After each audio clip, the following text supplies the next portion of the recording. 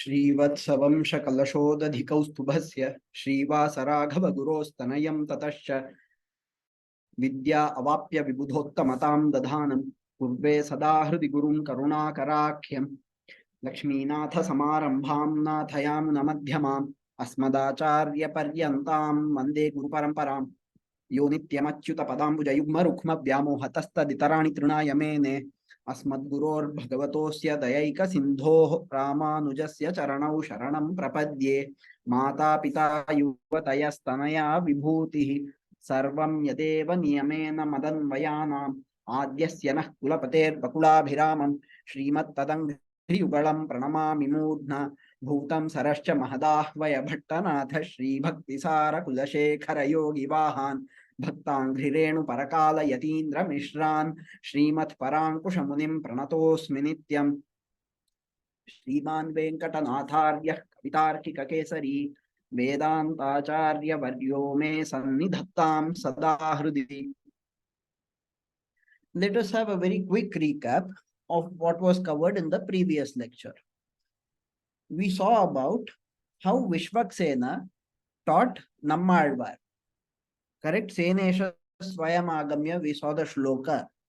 And we saw how even though Nammalvar was an Amsha of Vishvaksena, the Amshi Vishvaksena himself became the Guru of the Amsha.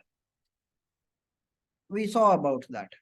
Then we saw a little more about Madhurakavi Alvar, who was becoming a Shishya of Nammalvar. We had already seen about Madhurakavi Alvar's question and Nammalvar's answer two classes back. So in the previous class, we further saw about what happened after. And that is where we are continuing from right now.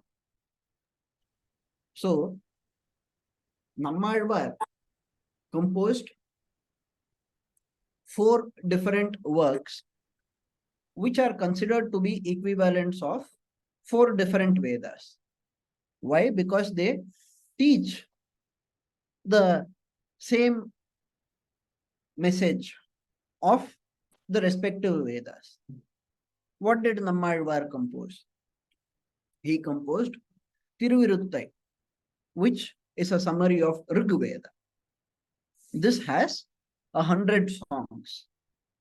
Now these songs, the individual songs are called Pasurams in Tamil. The Tamil word is Pasuram in singular. It is a single song with a few lines. Then there is Tiruvacharya, which is a summary of Yajurveda in 7 songs. Then there is Tiruvaimuri, which is a summary of Samaveda in 1102 songs. And then finally, there is Periya Tiruvandadi, which summarizes the 4th Veda, Atharvana Veda, in 87 songs. Now, what is Alvar essentially doing? He is composing in Tamil verses that teach the exact same thing as the Vedas. When it comes to Vedadhyayana, there are restrictions. There are several qualifications required for a person in order to study the Veda. In order to study Dharma itself, a lot of qualifications are necessary. We have discussed it in brief before. Swami Deshika has listed all the qualities necessary for a Shishya in Nyasa Vimshati. What does he say? He says, Sadbuddhi, the first qualification for a Shishya is that the Shishya should have Sadbuddhi. Then, what else? Sadhu Sevi. The person should be such that the person has genuine interest in serving not only Bhagavan, but also Bhagavatas. Sadhunam Seva. Then, Samuchita Charitaha. The Shishya should have righteous conduct.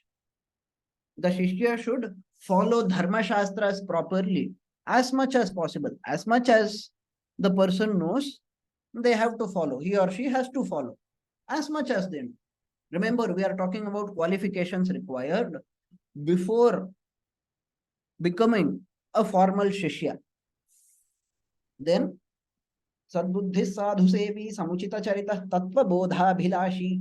Tattva Bodhabhilashi. There should, of course, be the desire to learn and practice the various concepts, rules, and advices given in our Vedic scriptures. Then, Sushrusha Tyaktamana Pranipatana Para Prashnakala Pratiksha. What should be there? There should be a willingness to serve the Guru in various ways. Correct? Not just about the interest in serving Bhagavatas, but specifically the Guru has to be served. Krishna says it, right? Sadvidhi pranipatena pariprashnena sevaya. That needs to be there. Then the person should not have any ahankara or mamakara. Humility is one of the most important qualities required for the Shishya.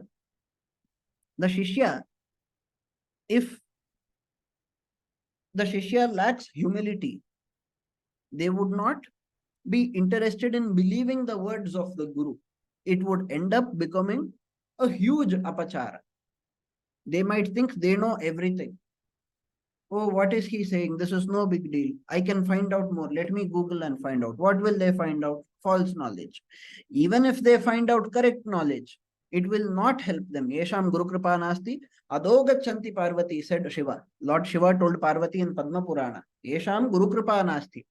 Those people for whom the compassion of the Guru is not present.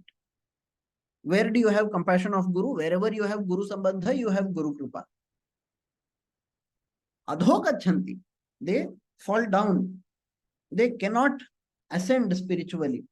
That is the teaching given by Lord Shiva. So, it is extremely important to not have any ahankara or mamakara. Ahankara is the feeling of me, myself. Mamakara is the feeling of mine. I have this, I have that.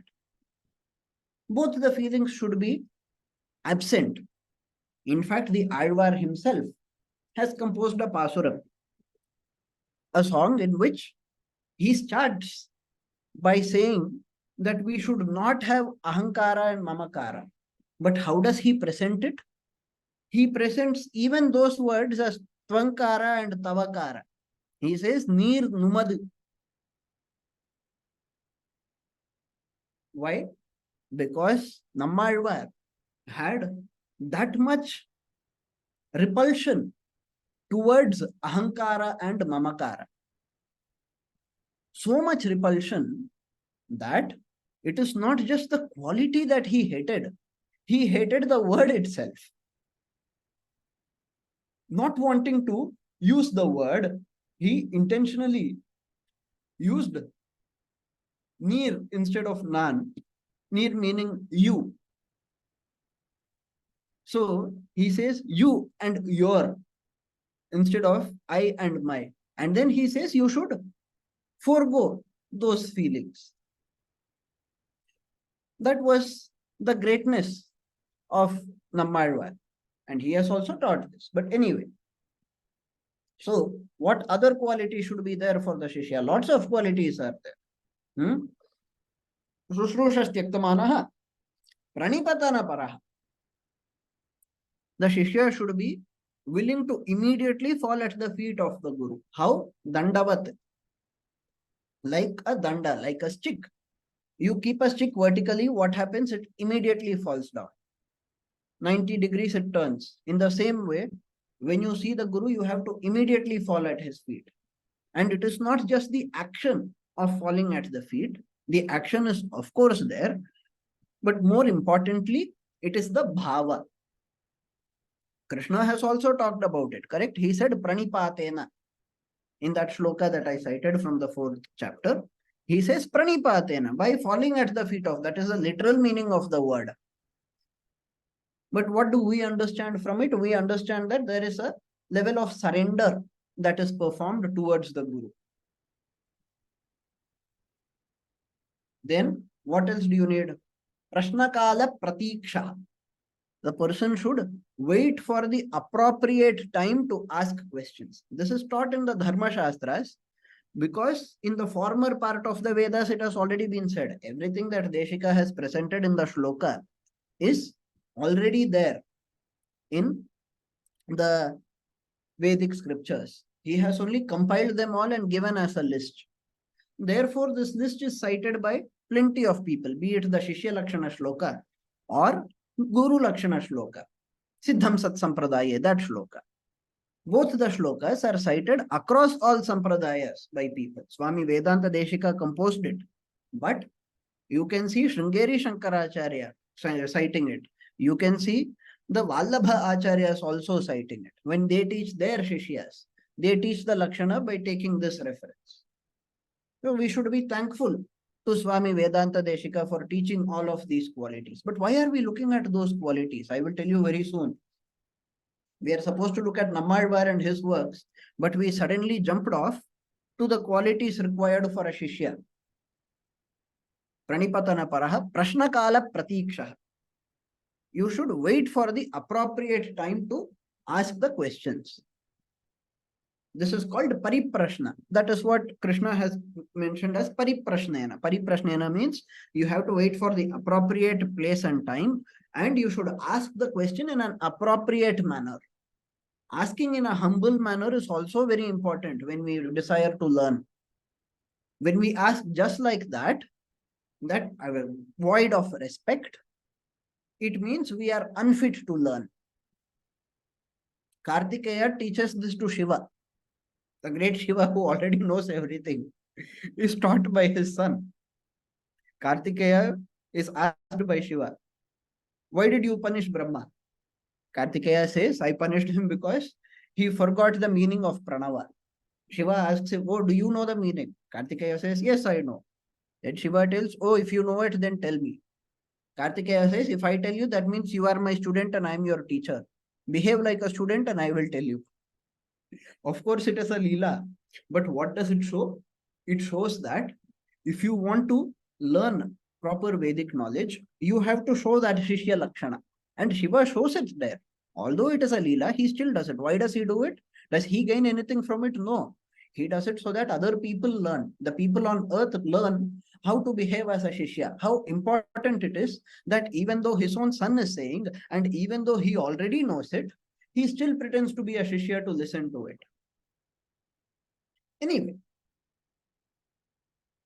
coming back to our shloka composed by Swami Deshika, Prashnakala Pratiksha. We see in the first shloka of Ramayana as well, correct?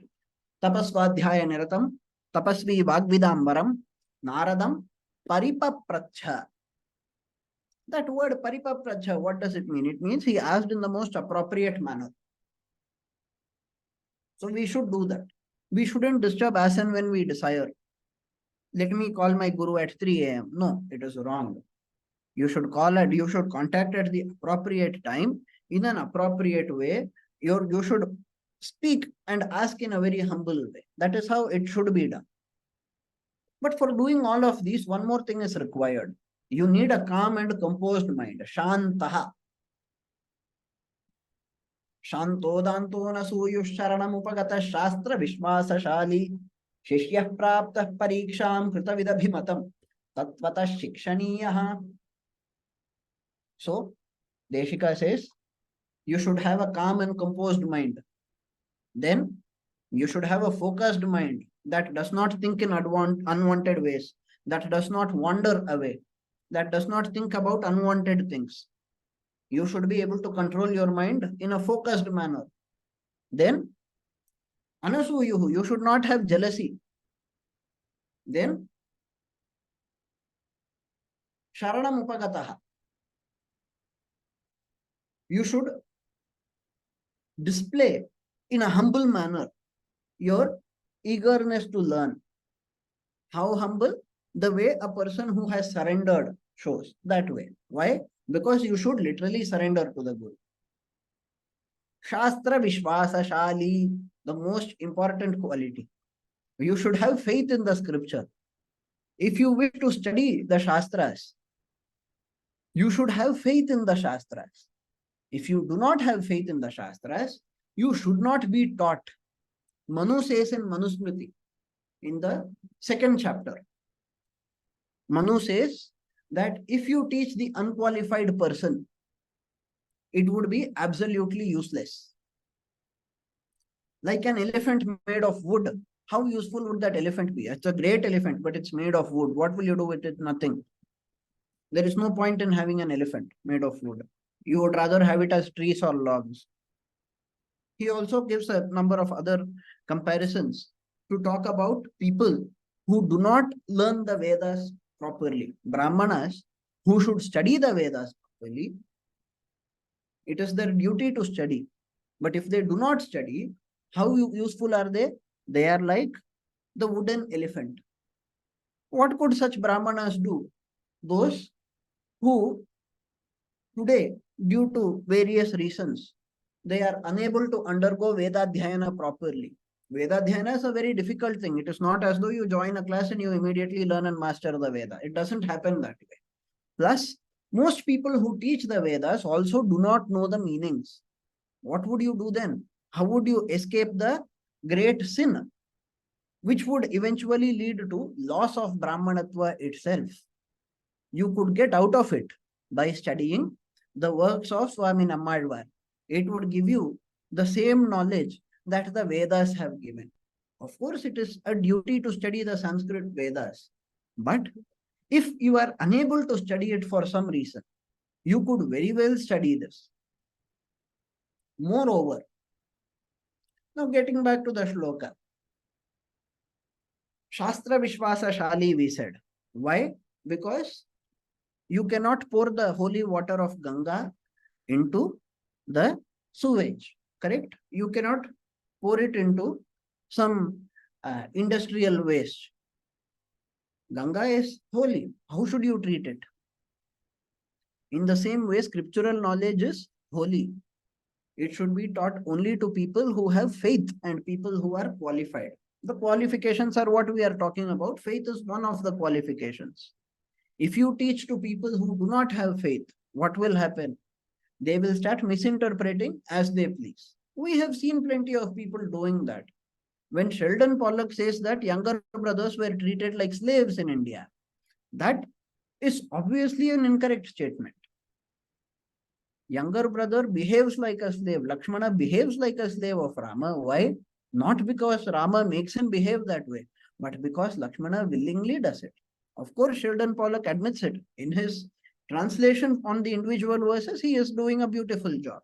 But the individual opinions, when they are presented outside to the public, we do see that many people who have studied the scriptures, especially those from the West or those who are pro-West or those who are specifically anti-Hindu in nature, they have the habit of twisting the teachings of scriptures. Why do they twist the teachings of scriptures? Because they want to mislead people. Why do they want to mislead people? Because they have something to gain from it. Why do they think that whatever they are gaining, money or whatever it be, it is greater than the karma phala, punya karma phala of teaching authentic knowledge? Because they do not have Shastra Vishwasa. So all the fake gurus that we have, they lack Shastra Vishwasa. All the fake researchers and whatever paper publishers we have, they lack Shastra Vishwasa. Shastra Vishwasa is extremely important. That Shastra Vishwasa, it is the duty of a guru to check whether the Shishya has faith in the scripture before teaching. This is how the Vedic system was thriving. Today we teach anybody and everybody, therefore 100 false interpretations come out. They create their own explanations, and when 99% of the Vedas disagree with them, they will cancel 99% of the Vedas and call them later additions. They will cancel several parts of Ramayana, Mahabharata. Even Bhagavad Gita is being edited these days. Why are newer and newer cults doing this? Because we have taught the wrong people. It is partly our fault as well. Okay, what do you need other than faith, total faith in the Vedic scriptures? You should have the willingness to undergo any number of tests of any level of difficulty set by the Guru. The Guru has the right to test you any number of times. Goshti Purna tested Ramanuja 18 times. Despite knowing Ramanuja to already be qualified to learn, Goshti Purna, that great Acharya, he tested Bhagavad Ramanuja. You should be willing to undergo the test. If you lose faith in the Guru, as much faith as you have in the scripture, you should have in your Guru.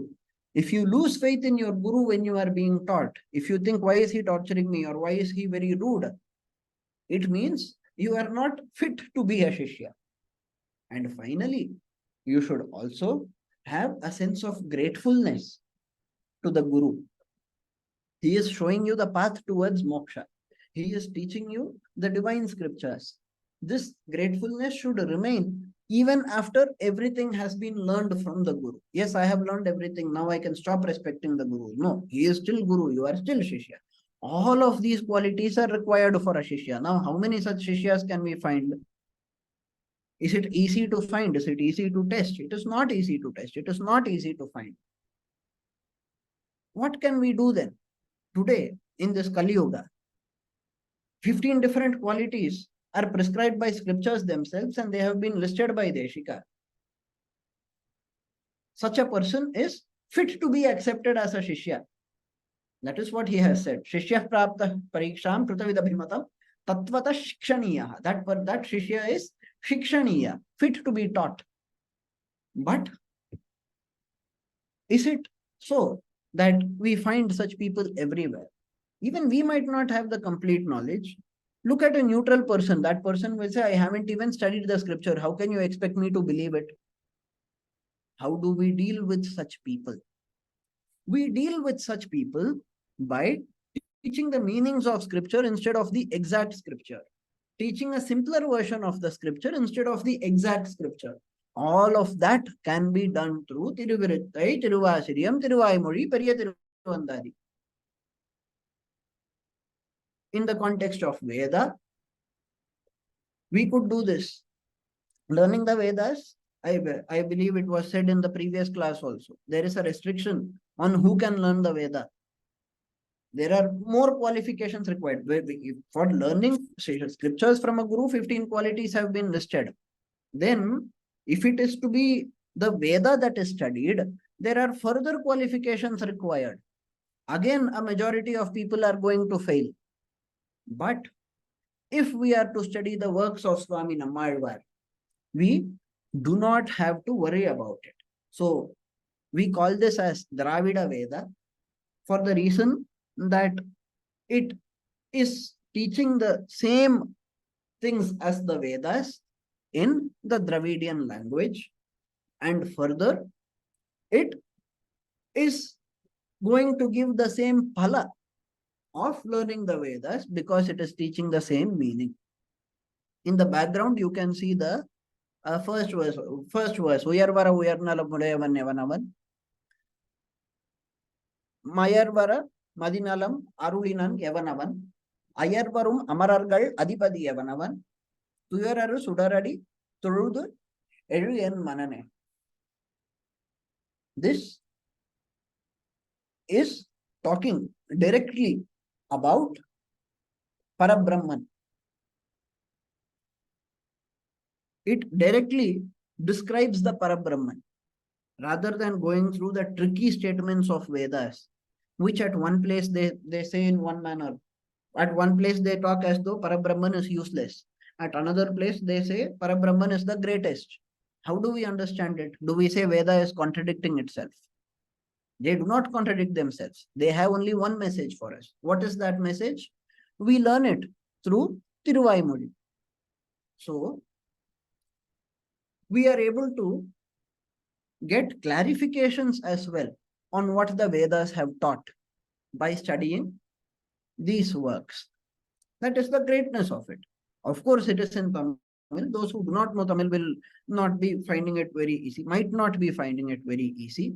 Yet they are presented in the form of songs, and the meanings appear to be simple. If you look at them from outside, you would think, okay, this is just a song that is composed out of bhakti. But if you start digging inside, you would see that all the great teachings of Vedas are coming. That is the greatness of Swami Nammalvar, who, from the time of birth, remember, what was he doing? He was meditating until Vishwaksena gave and performed Samashrayana for him, and other things happened after that. Nammalvar had remembered his previous life.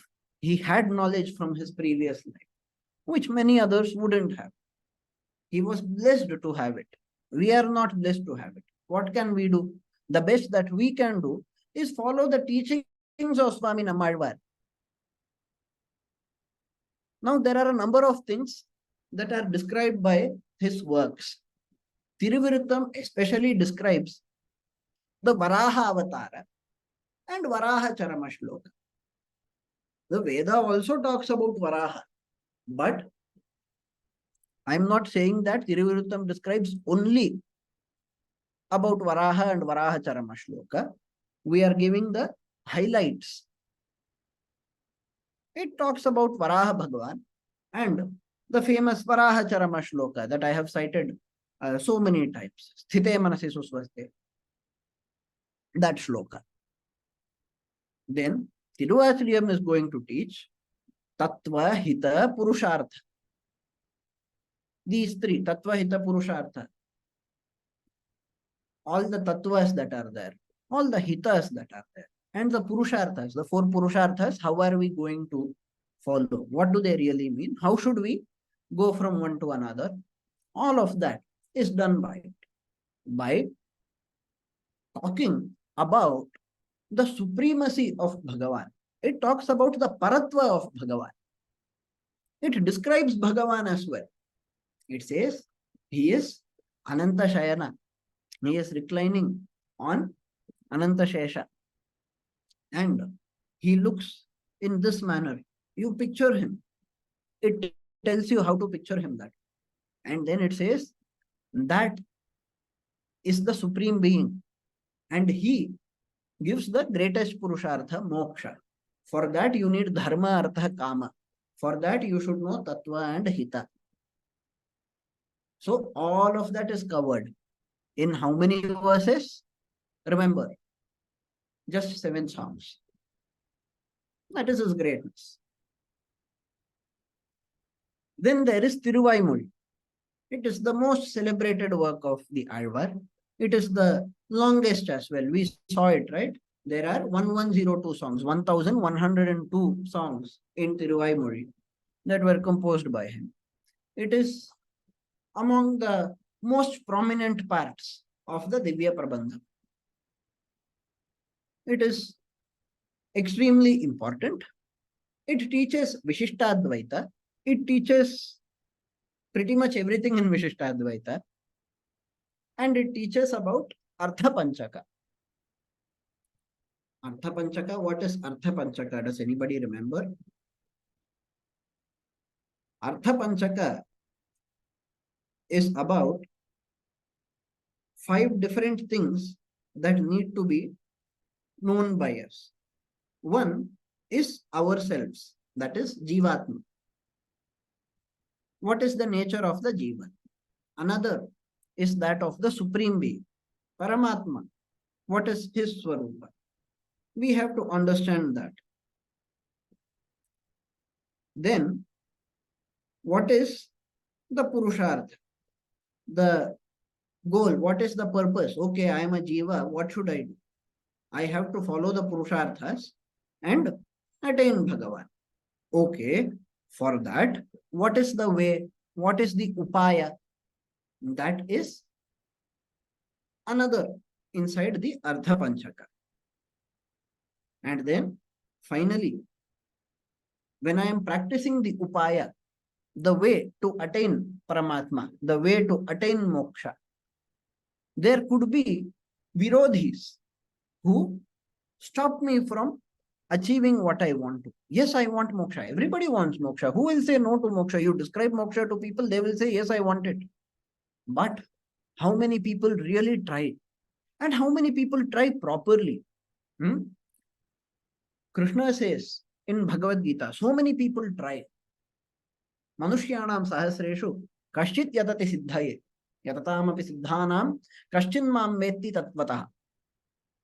Krishna says, in several thousands of people, among several thousands of people, Manushyanam sahasreshu kashchit yatati siddhaye, you would find only one person who would actually be trying to get the final siddhi of moksha. Among them also, only some people are going to do it till the end. Among them also, only some people would know Bhagavan, and among them also, only some people would know him perfectly and achieve him perfectly. So there are several different levels of people. It is like a funnel. It is like a filter. Lesser and lesser people go. Why is it that way? Because of the Prapti Virodhis. What is this Prapti Virodhi? There are certain issues. Ignorance is one major issue. False knowledge or knowledge of the wrong things is another issue. Non-performance of the Purusharthas is another. So in this manner, there are several types of Virodhis. One major contribution there comes from our past karma. Our past karma prevents us from performing the best things that we can. We might want to do. Now I know a person, he wants to do great things. But every time he wants to do something great, he falls sick. Is it his fault? May not be so in this life, but in some other life, he might have done a papa karma, for which reason he is getting sick to the point where he is not able to practice dharma. All of these need to be learned by us, and accordingly, we should elevate ourselves. Stay away from everything that takes you away from Bhagavan. Think only about things that take you towards Bhagavan. Give unlimited bhakti towards Bhagavan. All of that we can see in Tiruvaimudi. It is an amazing scripture. When my Venerable Acharya teaches, he teaches one song in 1 hour. We said there are 1102. That means it would take 1102 hours to complete the Tiruvaimudi, if we are to study from him. But why does he take 1 hour? Because there is so much depth inside it. He takes 1 hour per Bhagavad Gita shloka also. Why? Because Gita is also teaching the Vedas only. Bhagavad Gita is a summary of the Upanishads. We should not forget that. Sarvopanishado gavo dogdha gopalanandanaha partho vatsa sudhir bhokta dugdham gita amritam mahat. So, Bhagavad Gita is the essence of the Upanishads. Therefore, it is extremely deep. Those Upanishads, what are they saying? That has only been presented in Tamil. Sahasra Shakhopanishad Samagamam. That is what we say when we praise Tiruvaimudi. So, this scripture is extremely divine. Then, of course, there is Periya Tiruvandadi. It is meant to prepare you for getting united with Bhagavan. You know you are going to get there, but you need to prepare yourself for that. How would you do it? It talks about how bhaktas behave. It talks about the various types of activities of bhaktas, the various ways by which they show bhakti. And it emphasizes the need to worship Bhagavan in as many different ways as possible. We say there are 9 types of bhakti. Any one is enough, is it not? Let me just follow one. and ignore all the rest. Will a pure bhakta think that way? No. The purest of the devotees would want to display bhakti, would want to display devotion in every single possible way. That is pure bhakti. And we should strive for that. Just like how when we go for an exam, we study for 100%. Maybe we do not score 100%, but we still try it. In the same way, we should try to worship Bhagavan in as many different ways as possible. Some ways might not be possible for us. We might not be qualified for certain ways. Of course, we are not going to do it if we are not qualified. But wherever we are qualified, wherever it is possible, we should do it. Let us come to practical things. How could we do it today? The simplest way. Can everybody go and learn the Vedas? No, I'm an office goer, I'm a college goer, I'm a school goer, I don't have time, I don't have this, I don't even have Jani, I don't have a guru, there is no Patashala near me, I don't have internet, I don't have money. So many people say so many different excuses. But studying the scriptures is not the only way to worship Bhagavan. As a matter of fact, anything and everything that the purest of the devotees does would be a form of worship of Bhagavan. Everything would be done as a form of worship. Bhagavat Prityartham. So, we say in the Satvika Tyaga, Shri Bhagavad Agnya, Sriman Narayana Prityartham. For the purpose of pleasing Sriman Narayana, we are performing this karma. But this karma, that too, are we really performing? No, we do not have ahankara. So how will we say? We will say Bhagavan eva. Bhagavan is only doing it as a way of aradhana for himself. Swaradhanaika prayojanaya. For the purpose of performing aradhana to himself. He is controlling us and he is making us to do these things. That is how we come out of ahankara and mamakara that we talked about a short while ago.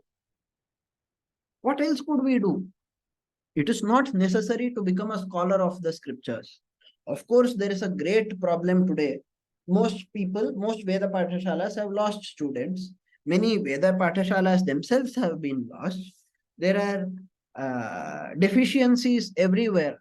There are deficiencies in the number of gurus, number of qualified gurus, scholars. The students are decreasing. Even those who study do not want to practice this. They go away after studying.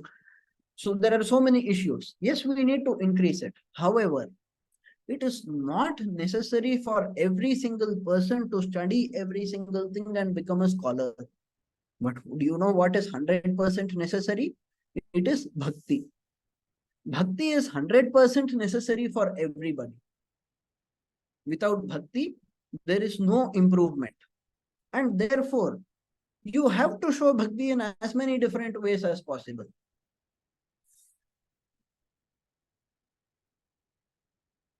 How much the Alvar has taught us. Taittiriya Upanishad, my Acharya was teaching. In Shikshavalli, there is a line.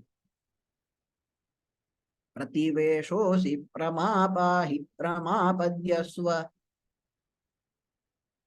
He said, did you notice pramapadyasva? It says prapadyasva. It talks about surrendering to Bhagavan.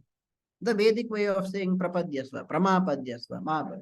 So it is mixing the letters here. Vedic Sanskrit is working that way. When he explained it, I was shocked. I thought, all these days we thought that this concept of Sharanagati, it is questioned by people. They ask, why should you do this? This is not the Vedic path. But the Veda has explicitly said it. As a student, of course, I did not know much. But the Vedas have already talked about bhakti. They have used various different words to talk about bhakti. Our modern people, when they run tests on the Veda, they will look for the exact words. They will not look for words of similar meaning. They will not look for synonyms. They do not know Sanskrit that much. They will say Shiva has been mentioned these many times. Rudra has been mentioned more times. Therefore, Rudra is older than Shiva. This is the kind of knowledge that modern researchers give us, which is nonsensical. But If you really go through, you will see words like Vedana, Upasana. All of these words are going to refer to Bhakti in the Veda. So, Bhakti is stressed upon so much in the Veda. That is why we are going through the lives of the Alvars who were immersed in Bhakti, for which reason we literally call them Alvar. Here is one verse of Tiruviruttam. Look at what he says. Let us not go near false wisdom, false knowledge. No, no, no, I don't want that. Bad habits, wicked conduct. No, let us not go near that. Maybe I feel, okay, this person is very rich. I see a person carrying 1 lakh rupees cash in his hand. Maybe I'm sitting in a train. He is sitting right next to me and he is sleeping and there is nobody else nearby. I have an opportunity to steal. And if I steal, what will I get? I will get 1 lakh rupees. Does it mean I can steal? I will get 1 lakh rupees. Nobody will catch me. Still, I shouldn't do it. Why? The Alvar is explaining in the second part. He says, we have taken birth from so many different wombs. Bahuni me vyatitani janmani tavacha Arjuna. Tanyaham meta sarvani natvam meta parantapa, says Krishna. Krishna says, I have spent so many janmas, oh Arjuna. You have also spent so many janmas. The difference is that Bhagavan knows everything about every janma because janma karma cha me divyam. Every birth of Bhagavan is divine. Whereas we are not like him. We are different from him. Therefore, our birth happens for a different reason. His births are controlled by him. He desires to take birth as Krishna, he takes birth as Krishna. He desires to take birth as Rama, he takes birth as Rama. But we cannot take birth as we desire. We take birth because of our past karma phala. Karma phala has bound us to the samsara and therefore we are forced to take birth. So we are bound. We are in bondage. We have been taking birth again and again. Punarapi jananam, punarapi maranam. It has been happening again and again. Punarapi janani jathare shayanam. That is what the Alvar is saying. You took birth from so many wombs. So many different mothers you have had. Yet, you haven't come out of it. Why? Because of these kinds of qualities, you haven't come out of it. Therefore, let us not draw near such things. So, hey Bhagavan, you are the master of the Devas. You are the master, you are the Lord of the Nitya Suris. Stand before me, give me your darshan. I pray to you. I know that I cannot come out of this cycle of birth and death by myself. But you can pull me out. You can help me. Therefore, realizing that I am but a servant to you, I request you humbly, please come in front of me. Please give me kataksha. Please help me to get out of samsara sambandha. Is that not the way we should be thinking? Of course, without the I part, without the ahankara part, we should be thinking in that way. So, these kinds of beautiful lessons are taught by the Alvar. And he is presenting it in such simple language. It is so simple that you might not think it is great. But in these simple words, he has hidden the greatest concepts inside. And he is teaching us directly what is practical, how we should behave. Therefore, his teachings are celebrated. Let us look at one more work before we conclude today's class. This we said it is a very short work. There are only 7 verses, 7 songs. Correct? How does it go? What does it talk about?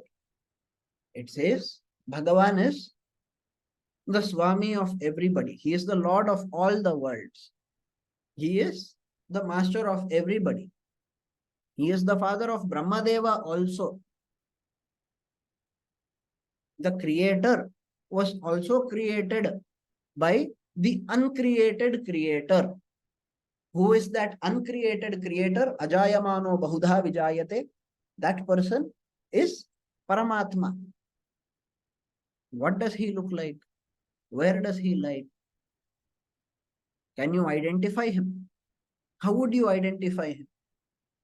How would you find him? What is his nature? He is lovable. He is divine, like a flood of Amrita. He is the foremost among the Trimurtis because he grants moksha. He is moksha pradayaka. That Sriman Narayana created Brahma and he created Shiva. Wait, where did he create Shiva? Did we not say before that Shiva was the son of Brahma? No, in different kalpas, their relations changed in different ways. We have said this before, but we will say it again. So, there is nothing wrong if in one kalpa Brahma is the father of Shiva and in one kalpa Brahma is the brother of Shiva. It shouldn't matter to us. Why? Because in different kalpas, they come with different relations. So, Eko Havai Narayana Asit. In this manner, he is celebrated. Narayana is celebrated. He alone was there in the beginning. Na Brahma. Brahma was not there. Na Ishanaha.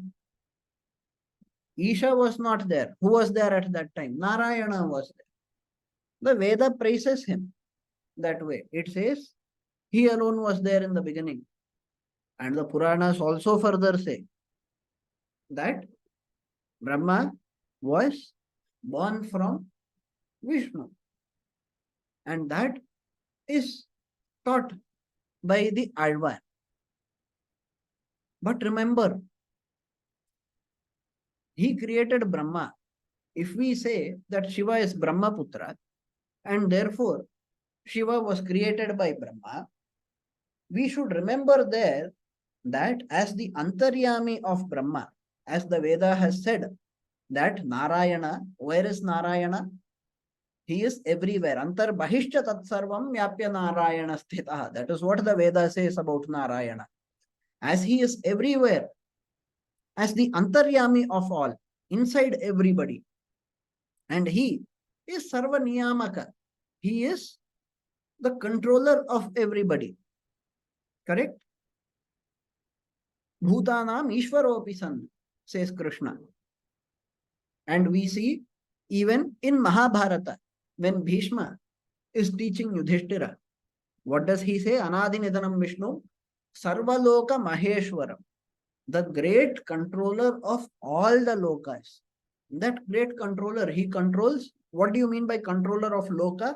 Controller of all the creatures inside that loka. So in Brahma Loka, in Satya Loka, there is Brahma. That Brahma is also being controlled by Vishnu. So when we say Brahma is creating, Vishnu is actually creating. When we say Shiva is destroying, Vishnu is actually destroying. Therefore, everything that is done by Brahma and Shiva are done by Vishnu. Everything that is done by anybody and everybody is done by Vishnu. There is an equality there. What kind of equality? We are not Vishnu, but everything that we do is actually done by him. Is that not what we said? We said, Bhagavan eva smaniyamya swarupasthiti pravritti svasheshataikarasena anena atma kartra swakiyeshopkaranaihi swaradhanaika prayojanaya paramapurushaha sarvasheshi. He is the supreme Purusha. Sahasra Shirsha Purusha, the Purusha Sukta starts that way. After that, there is Uttara Narayana Vaka. Uttara Narayana Anuvaka. After that, there is what? Narayana Sukta, which says Sahasra Shirsham Devam, Vishvaksham Vishvashambhuvam, Vishwam Narayanam Devam. It says that the Purusha, who was called Sahasra Shirsha Purusha, that is Narayana. It is explaining. Of course, before this itself, when it said Shrishchate Lakshmishcha Patnyau, it showed that he who has Shri Devi and Bhudevi as his wives is Purusha. That also the Veda showed us. And furthermore, in Atharvana Veda, we once again see Pramana for Purusha Sukta being a prayer for Narayana.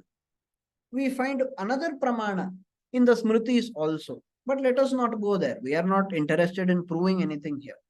We are only interested in saying that this school, which believes that Vishnu is the earliest, is also Vedic only. Now, we are saying that this Vishnu, he is uniquely identified by his lotus eyes. We call it Niravakasha Linga in Sanskrit. It is a technical term used to refer to a quality which is unique to a being. I am a man. There are millions of other men. There are billions of other men. But do I have something by which, if you know some feature of me, then you can definitely say that only I have this feature, nobody else in the world, something 100% unique to me. Such a feature is called Niravakasha Linga. How do we identify Vishnu? There are a number of ways. There are a number of Niravakasha Lingas for Vishnu. He is the only one who would have Lakshmi in his Vakshasthala. Shukracharya identified him that.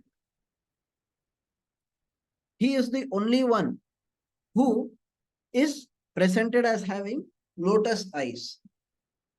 Remember, among the male, that is the Devas, only and only, not just Devas, take all the Asuras, take humans also. Only Vishnu and his avatars are described as having lotus eyes. The lotus eyes indicate a lot of things. They indicate his divinity, they indicate his compassion, they indicate a lot of things. But he is described that way everywhere. Ramo Rajiva Lochanaha, says Valmiki. Kimartham Pundarikaksha, says Duryodhana himself to Krishna. So, in every avatar, he has lotus eyes. In all of his forms, he has it. And he has a crown which is so well adorned. That crown not only shows that he is the Raja of all, it also shows that he is the Lord of all forms of wealth as well. Be it the ordinary wealth that we seek in this loka, whatever we seek as Aishwaryarthin, or the greatest Aishwarya that we could have, which the greatest wealth, which is the wealth of moksha, the wealth of Bhagavat Pada. All of that. Who is the Lord of that? That is him only. And he performs various types of leelas. He performs all sorts of activities. You will see him be going to the forest. You will see him being in the kingdom as a king. You will see him stealing butter. He will do all sorts of things. Why? Because for him, everything is leela. And who is he? He is the one. What does he look like? We said he has lotus eyes. But where does he stay? He stays in, of course, the supreme abode, Nitya Vibhuti. Yet, he also stays. He is the one who resides in the Vatapatra, in the banyan leaf. And he shows that he is unchanging. What is the story of this banyan leaf? Pralaya is happening. The entire world is getting destroyed. At that point of time, one leaf is falling from a tree. Who is there on that leaf? A very small form of Bhagavan is there. What is he doing there? For him, it is only Leela. He is not gaining anything by being there. But great sages like Markandeya have seen and praised Bhagavan's Leelas. So, in this way, Bhagavan is described by the Alvar. Let us conclude the class for today. If anybody has any question, please feel free to ask. You could either unmute yourself or you could ask on chat. No, there is no question. As usual, the session was very good and brought out very clearly how humble we should be and the real meaning of what is avidya or ignorance. Thank you. Thank you for attending. श्रीवत्सवं शकलशोदधिकौतुमस्य श्रीवासराघवगुरोस्तनयं ततश्च विद्यावाप्य विबुधोत्तमतां बुधान् पूर्वे सदा हृदिगुरुं करुणाकराख्यम् अस्मत् परमगुरुभ्यो नमः अस्मत् सर्वगुरुभ्यो नमः।